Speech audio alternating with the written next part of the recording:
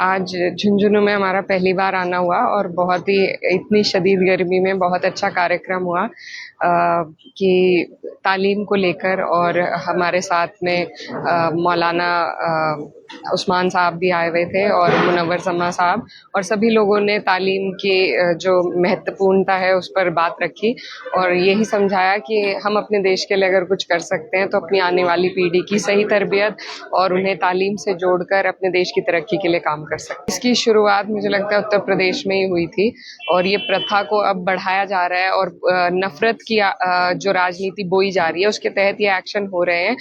अगर यही एक्शन होने हैं तो मेरे ख्याल से फिर जो कानून व्यवस्था है हमारे देश की उसको खत्म कर देना चाहिए, अदालतों में ताले लग जाने चाहिए। अगर कोई सिर्फ एक नेता जो भी हैं उनके कहने पर, अगर हुक्मरानों के कहने पर इस तरीके से कार्रवाई होगी तो इससे अच्छा है कि हम अदालतों में ताले ही लगा दें। ये देखिए गैर कॉन्स्टिट्यूशनल है, ये कॉन्स्टिट्यूशन में इन चीज़ों की कोई जगह नहीं है। हम सबको सुनवाई का मौका दिया गया है कानून के हिसाब से, संविधान के हिसाब से, लेकिन सरकारें जो हैं आज तानाशाही पर उतर आई हैं और इसका जवाब देने का हमारे पास सिर्फ एक जरिया है कि हम अपने देश में, अपने लोगों में, हर समाज को जोड़ें और हम सब जुड़ करके ऐसे लोगों को तख्त से हटाएं। देखिए सिर्फ ओछी राजनीति है, नाम बदलने से नहीं। आप उस गांव की तस्वीर बदलिए तो हम जाने।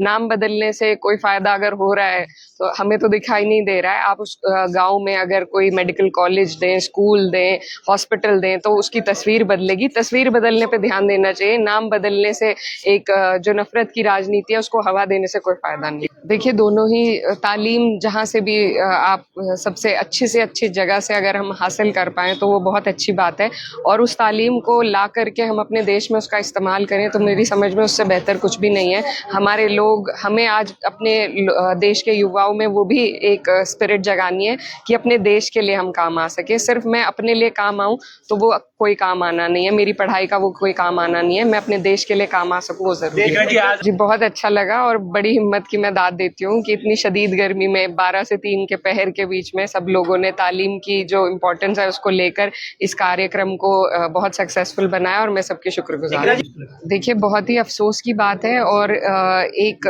कम्युनिटी के कुछ लीडर्स को जिस तरीके से खास तौर पर उत्तर प्रदेश में टारगेट किया गया है, और आजम खान साहब ऐसी शख्सियत रहे हैं कि उनको ज़बरदस्ती झूठे मामलों में, बकरी चोरी, किताब चोरी, इस तरह के बेबुनियाद जो इल्ज़ाम उन पर लाद दिए गए हैं, 80 से ज़्यादा केस हैं, तो ये टारगेट करके सिर्फ उन पर प्रताड़ना हो रही है। और हम यही चाहते हैं कि जो कानून व्यवस्था है, जो हमारे कोर्ट्स हैं, वो इन चीज़ों पर ध्यान दें और ये जो भाजपा की सरकार है इनके कहने के मुताबिक चीज़ें ना हो देना है। बाधाएं रोज आती हैं और संघर्ष राजनीति का सबसे पहला पड़ाव है।